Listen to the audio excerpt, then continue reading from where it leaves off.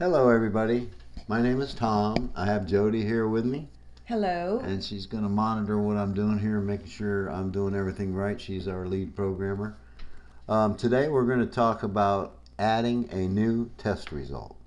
And I'm going to show that with a record that does not yet have a test result and one that does, so we can show a few things about how the system works. So you'll notice here that June Bailey does not have a test result. She doesn't have any values in the MRO lab, the last test date, or the test result. So in other words, she may be a new hire, or maybe when we imported her, we didn't have that data yet, whatever the case may be.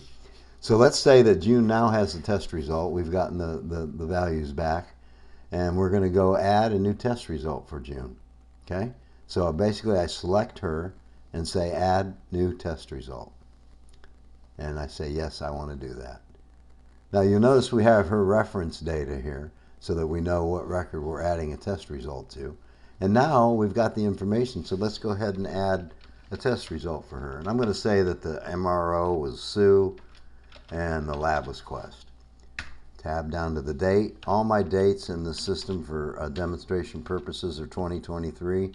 So I'm going to use 2023, June 22nd. Now, for the test results, you notice you don't have to type those in. All the valid test results from the DOT, from the government, are available in this drop-down box. So no fat fingering the test results. That's really nice. Yeah, you never have to enter them. So let's say that June, I don't know, what do we want to say? Alcohol pre-employment, let's say results below 2. Okay? Which means she basically passed. So let's put that in there and we'll say add that test result for June. And it says the result was changed in Maine. Well, why was it changed? Because she didn't have one before, and now she has one.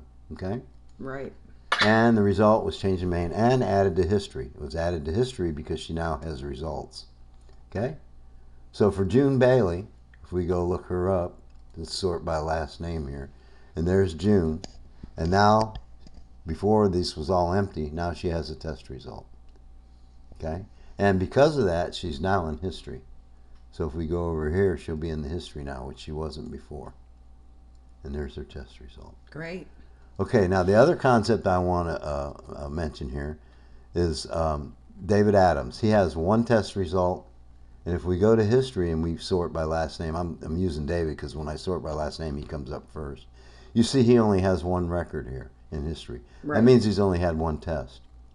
So let's go back to Maine and add another one for him. Sort by last name again and get him. So now we're going to say David had a test before, but now he's went and done another test, and we have those results, and we're going to add them here. So I select him and say add a new test result.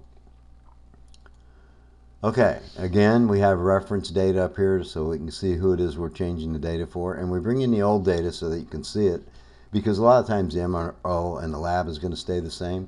So what we're really going to end up doing here is just probably changing the date. I'll make that, instead of January 6th, I'll make it April the 8th for the new date. Okay. And now, last time he was verified negative, drug pre-employment. So this time, let's say that he was positive for marijuana. Okay? And then we're going to say add that test result. Record was changed in Maine, and why is that? Because we changed his record. And the record was changed in Maine and added to history because he had a history. So this is for David Adams. All right, if we go look at him now his Maine record is updated to the latest result, which was positive for marijuana. And the history record... Should have 2. He'll have 2. And right there they are. The first 2. David Adams. So verified negative and positive for marijuana. So now for creating employee reports and company reports, we have both of his records. Okay? Easy. Okay, so that is how you add a new test result. And if you have any problems, you can always look at the help button. Absolutely. So I hope that clarifies how you add a new test result, and we're going to wrap it up. Thanks, Jody. Thanks, Tom. All right. Thank you, people. Bye-bye.